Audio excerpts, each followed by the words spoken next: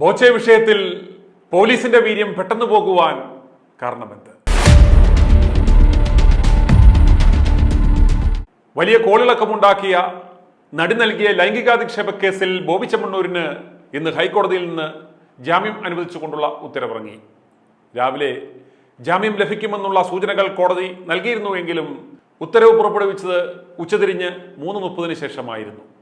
അന്വേഷണവുമായി സഹകരിക്കണം, അന്വേഷണ ഉദ്യോഗസ്ഥർ ആവശ്യപ്പെടുമ്പോൾ ഹാജരാകണം, കുറ്റം ആവർത്തിക്കരുത്, സാക്ഷികളെ സ്വാധീനിക്കാൻ ശ്രമിക്കരുത്, രാജ്യം വിടരുത്, തെളിവുകൾ നശിപ്പിക്കരുത്, സമാനമായ കുറ്റകൃത്യം നടത്തിയാൽ ജാമ്യം റദ്ദ് ചെയ്യും തുടങ്ങിയ സാധാരണ പ്രസ്താവിക്കുന്ന ജാമ്യവ്യവസ്ഥകൾ വെച്ച് തന്നെയാണ് ബോബിക്കും ജാമ്യം അനുവദിച്ചിട്ടുള്ളത്. പരാതി ലഭിച്ച നിമിഷം തന്നെ രക്ഷപ്പെടുവാനോ മുൻകൂർ ജാമ്യമെടുക്കുവാനോ ഒന്ന് നന്നായി പ്ലാൻ ചെയ്യുവാനോ പോലും അവസരം നൽകാതെ പുലർച്ചെ തന്നെ വീട് വളഞ്ഞ് ബോബിയെ അറസ്റ്റ് ചെയ്യുകയും പ്രമുഖ ക്രിമിനൽ അഭിഭാഷകൻ രാമൻപിള്ള വക്കീൽ വിചാരിച്ചാൽ പോലും കോടതിയിൽ നിന്നും ഊരിപ്പോകാതിരിക്കുവാൻ മികവുറ്റ രീതിയിൽ കുറ്റപത്രം തയ്യാറാക്കി സകല പഴുതുകളും അടച്ച് ബോബിയെ പൂട്ടിയ പോലീസ് മനഃപൂർവ്വം അയഞ്ഞുകൊടുത്തത് കൊണ്ട് മാത്രമാണ് റിമാൻഡിലായിരുന്ന ബോബിക്ക് ഇന്ന് ജാമ്യം ലഭിച്ചത്. അല്ലായിരുന്നുവെങ്കിൽ റിമാൻഡിൽ ബോബി തുടർന്നേനെ.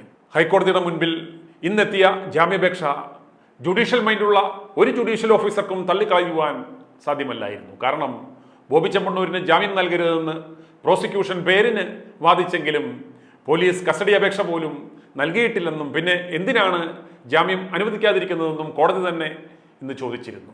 എന്തുകൊണ്ടാണ് പോലീസ് കസ്റ്റഡി അപേക്ഷ നൽകാതിരുന്നത് എന്നാണ് i2 ന്യൂസ് ഇന്ന് പരിശോധിക്കുന്നത്. ബോബി ചെമ്മണ്ണൂരിനായി കസ്റ്റഡി അപേക്ഷ നൽകാതിരുന്നത് പോലീസിന്റെ മനഃപൂർവ്വമായ വീഴ്ചയല്ല, സർക്കാരിന്റെ നിർദ്ദേശപ്രകാരമാണ് അപ്രകാരം ചെയ്യാതിരുന്നത് എന്നാണ് കണ്ടെത്തൽ. ഇത്തരമൊരു നിർദ്ദേശം പോലീസിന് ലഭിച്ചില്ലായിരുന്നു എങ്കിൽ പോലീസ് കസ്റ്റഡി അപേക്ഷ സമർപ്പിക്കുമായിരുന്നു. നിലവിലെ സാഹചര്യത്തിൽ കേസിന്റെ മെറിറ്റൊന്നും പരിശോധിക്കാതെ തന്നെ കോടതി പോലീസ് കസ്റ്റഡിയിൽ അദ്ദേഹത്തെ വിട്ടുകൊടുക്കുകയും ചെയ്യുമായിരുന്നു. കാരണം പൊതുജന വികാരം എതിരാകും എന്നതുകൊണ്ട് മാത്രമല്ല, മാധ്യമ വിചാരണയുടെ ഒരു ഇമ്പാക്റ്റും ആണത് എന്ന് തന്നെ പറയാം. ഈ കേസിന്റെ നാൾവഴികൾ നമുക്കൊന്ന് പെട്ടെന്ന് പരിശോധിക്കാം. നടി സമൂഹ മാധ്യമത്തിലൂടെ ബോബിയുടെ പേര് പരാമർശിക്കാതെ തന്നെ തനിക്ക് നേരിടേണ്ടി വന്ന ബുദ്ധിമുട്ടുകൾ പങ്കുവച്ചപ്പോൾ ആളുകൾ അത് ആരാണെന്ന് കൃത്യമായി മനസ്സിലാക്കി. തുടക്കത്തിൽ ജനങ്ങൾ ഒന്നടങ്കം പിന്തുണയുമായി നടിക്കൊപ്പം നിന്നു. ബോബിയുടെ അതുവരെ ഇറങ്ങിയ ദ്വയാർത്ഥ പ്രയോഗങ്ങൾ ഉള്ള വീഡിയോകളെല്ലാം ട്രോളുകളായി സമൂഹ മാധ്യമങ്ങളിൽ നിറഞ്ഞു. എടുത്തു പറയേണ്ടുന്ന ഒരു കാര്യം, അതിൽ ഭൂരിഭാഗവും വീഡിയോകളും ബോബി അങ്ങോട്ട് പോയി സംസാരിച്ച് കാര്യങ്ങളായിരുന്നില്ല, മറിച്ച് ഓരോ ബ്ലോഗർമാർ റീച്ച് കിട്ടുമെന്ന് കരുതി അത്തരം മറുപടി പ്രതീക്ഷിച്ച് തന്നെ ബോബിയോട് ചോദിച്ചു വാങ്ങിയവയാണ്. അതുകൊണ്ട് തന്നെയാണ് പോലീസ് പണിപ്പെട്ടിട്ടും മറ്റൊരു പരാതിക്കാരെ കിട്ടാതിരുന്നത്. പക്ഷേ ഇതെല്ലാം ഒരുമിച്ച് വന്നപ്പോൾ സ്വാഭാവികമായും പൊതുജന വികാരം ബോബിക്കെതിരായി. രണ്ടാം ഘട്ടത്തിൽ നടി ബോബിക്കെതിരെ രേഖാമൂലം പരാതി കൊച്ചി സെൻട്രൽ പോലീസ് സ്റ്റേഷനിൽ കൊടുക്കുമ്പോൾ കേസ് ബലപ്പെടുവാൻ ജാമ്യമില്ലാ വകുപ്പുകൾ ഇട്ടാൽ നിലനിൽക്കാൻ വക്കീലന്മാരുടെ ആവശ്യപ്രകാരം പല കാര്യങ്ങളും കൂട്ടിപ്പറയേണ്ടി വരും.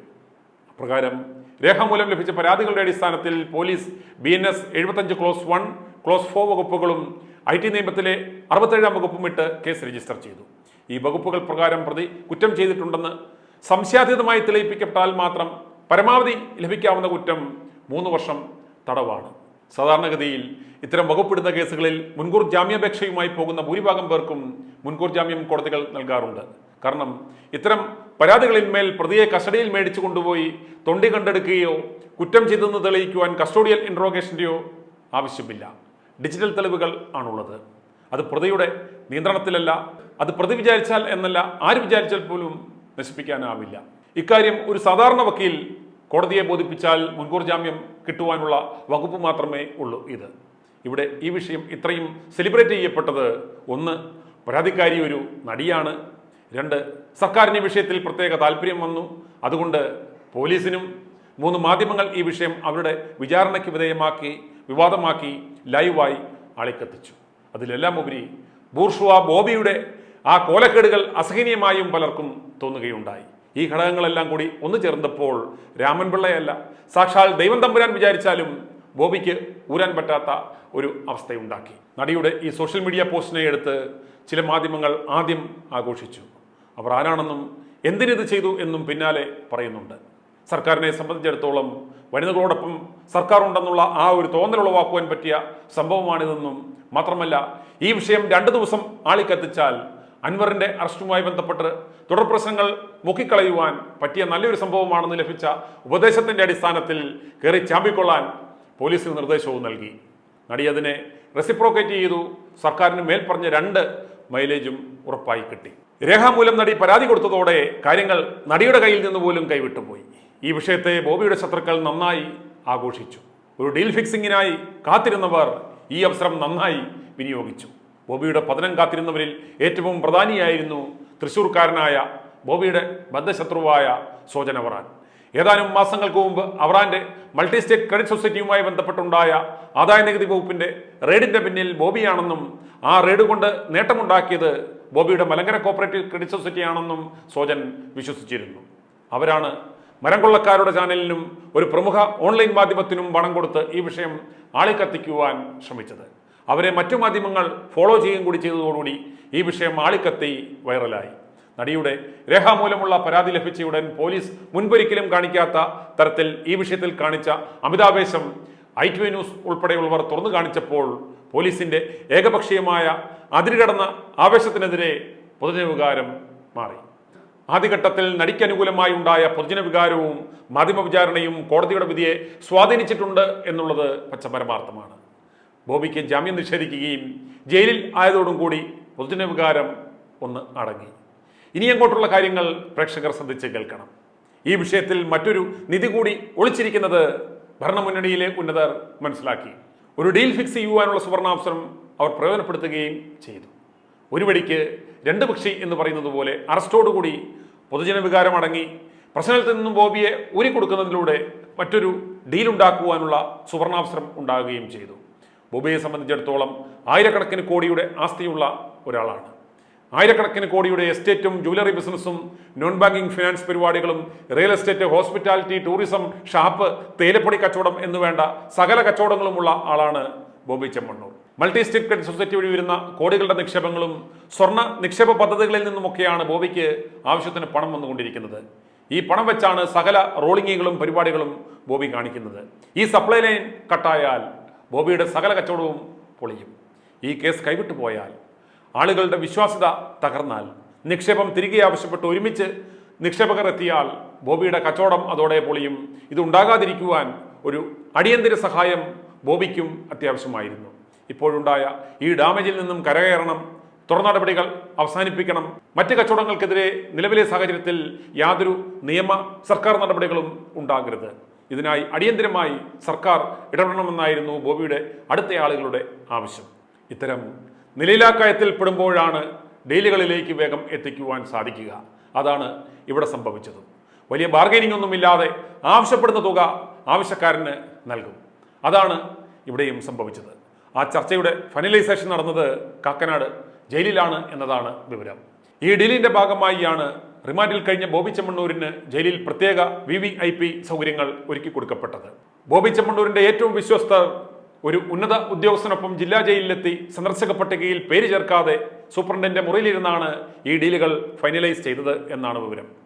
അതിനുശേഷം മാത്രമാണ് പോലീസ് മറ്റ് കേസുകളിൽ ചവിട്ടുന്നത് പോലെ കസ്റ്റഡി ആപ്ലിക്കേഷൻ കൊടുക്കാതെ ജാമ്യം ഉറപ്പിച്ചത്. പ്രേക്ഷകർ ഒരു കാര്യം ശ്രദ്ധിക്കുക. Police കുരുക്കുമുറുക്കുന്നു.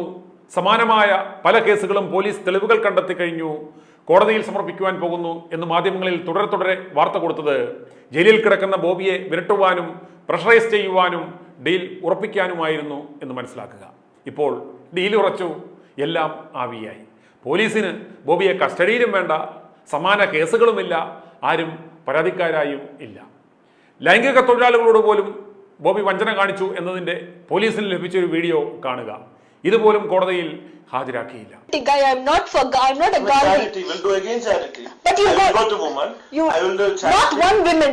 Many women. Every woman. Yes. How many women? 10,000 women you have got so far. I will go. I will do the charity. Yes. Whatever things it will go like that. Yes. I don't mind people knowing I'm a womanizer. No Yes. problem. Already knowing. Still I don't mind. I will do the charity. The way I go, I do it. Yes. I don't mind. So you I don't want to be You accept you're a womanizer. Yes. Right? Yes. You are a womanizer. Yes. So every innocent girl you take and you cheat her, right? Yes or no? Yes or no? That's all you answer me. Why you have to answer? Every woman you take, every innocent girl you take and you cheat That's her. behind me. You cheat them. You cheat them in the name of love. Broke my mouth now for what? Tell me. For what? Tell me. I was lying down quietly. Cancel the ticket as that is your money going. Money will go, it seems. Money. 1 lakh I spent for you to take you to Dubai. 30,000 I gave. 24/7 your mind is free. Free money you wanted. No. Free girls you wanted. Prostitute means you have to pay. So cheating every woman and going. Every girl cheating, lying. How much ever you're cheating? How much? Carry on. Broke, no. It is broken forever, man. It is broken. Bobby ചെമ്മണ്ണൂരുമായി ഇടതുപക്ഷ പ്രതിനിധികൾക്ക് deal finalise ചെയ്യുവാനും പോലീസിന്റെ ഭാഗത്തു നിന്നും പണി വരില്ല എന്ന് ഉറപ്പിക്കുന്നതിനുമായി മധ്യസ്ഥന്റെ റോളിലാണ് ഒരു ഉന്നത ഉദ്യോഗസ്ഥൻ നേരിട്ടെത്തിയത്. ജയിൽ ചട്ടം മറികടന്ന് ബോബിക്ക് പല കാര്യങ്ങൾ ചെയ്തു കൊടുത്തത് പിടിക്കപ്പെടുമെന്നായപ്പോൾ പിന്നീട് ഇതിൽ ചിലത് അപ്രധാനമായത് രേഖകളിൽ എഴുതി ചേർത്തെന്നും വിവരമുണ്ട്. ഈ വിഷയത്തിൽ സ്പെഷ്യൽ ബ്രാഞ്ച് അന്വേഷണവും ആരംഭിച്ചിട്ടുണ്ട്. പക്ഷേ ഒരു ചുക്കും ഇവിടെ സംഭവിക്കില്ല. 500 കോടിയുടെ ഡീലാണ് ഉറപ്പിച്ചത് എന്നാണ് വിവരം. 10,000 കോടിയിൽ പരം രൂപയുടെ മൂല്യമുള്ള ബോബിക്ക് അത് നഷ്ടപ്പെടാതിരിക്കുവാൻ, ഇനിയും കേസുകളിൽ പെടാതിരിക്കുവാൻ വെറും 500 കോടി മുടക്കിയത് വളരെ ലാഭകരമെന്നാണ് ഇടനിലക്കാരുടെ ഭാഷ്യം. മാപ്രകൾ കത്തിച്ചുവിടുന്ന വിവാദങ്ങൾ എങ്ങനെയാണ് വിപണനം ചെയ്യപ്പെടുന്നത്, പോലീസിനെ ഉപയോഗിച്ച് ഭരണത്തിലിരിക്കുന്നവർ എങ്ങനെയാണ് കാശുണ്ടാക്കുന്നത് എന്ന് മനസ്സിലാക്കുക. ബഹുമാനപ്പെട്ട കോടതി പോലും എങ്ങനെയാണ് അറിയാതെ ഈ ട്രാപ്പിൽ പെട്ടുപോയത് എന്നും നിങ്ങൾ മനസ്സിലാക്കുക. ഇനി മാപ്രകളുടെ വിഹിതം കിട്ടിക്കഴിയുമ്പോൾ Boby news maker of the year ആകും. നിലവിൽ ഇത്തവണത്തെ അവാർഡ് 1 കോടിക്ക് നിലമ്പൂർ കാക്ക ഉറപ്പിച്ചിരിക്കുകയാണ്. അതുകൊണ്ട് ഇത്തവണ അത് കൊടുക്കാൻ സാധിക്കുകയില്ല. Sorry. i2i News, an eye for truth. i2i News subscribe ചെയ്തിട്ടില്ലാത്തവർ ഇപ്പോൾ തന്നെ സബ്സ്ക്രൈബ് ചെയ്യുക. നോട്ടിഫിക്കേഷൻ ലഭിക്കുവാൻ ബെൽ ബട്ടണും അമർത്തുക.